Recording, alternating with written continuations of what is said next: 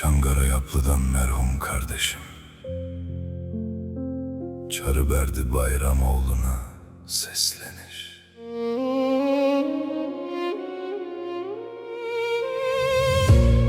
Uzak yoldan geldim eve, boş kalmış bak köşe kardeşim.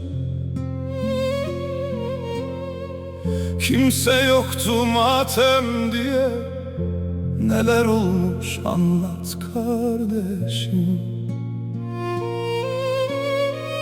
Söyleyemez komşu varı, derler yatar kardeş çarı. Döndüm hemen köye doğru, haber alsak yürü kardeşim.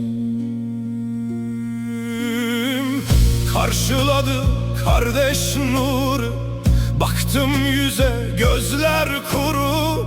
Yaş kalmamış sönmüş nuru, ne oldu konuş kardeşim.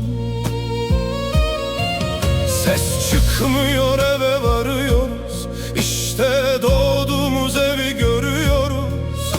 Yavaş sürüp avluya giriyoruz. Neler oldu dur hele kardeşim. Önümde durur bacı kardeş, Subhan dedi zorla şunu. Ağabey şey çarı onu, deme öyle, dur hele kardeş. Gitmiştik biz babam ile, duymuş meğer oğlum diye.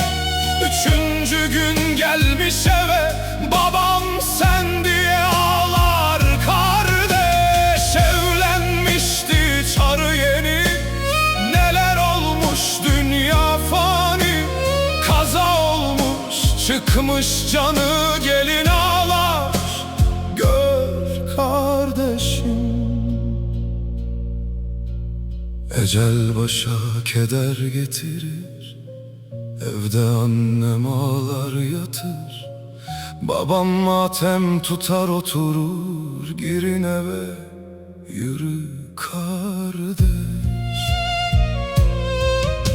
Gelerler diye beklediler, seni 3 gün saklamışlar. Ahir sırla haklamışlar, kabrin dolsun nurla kar.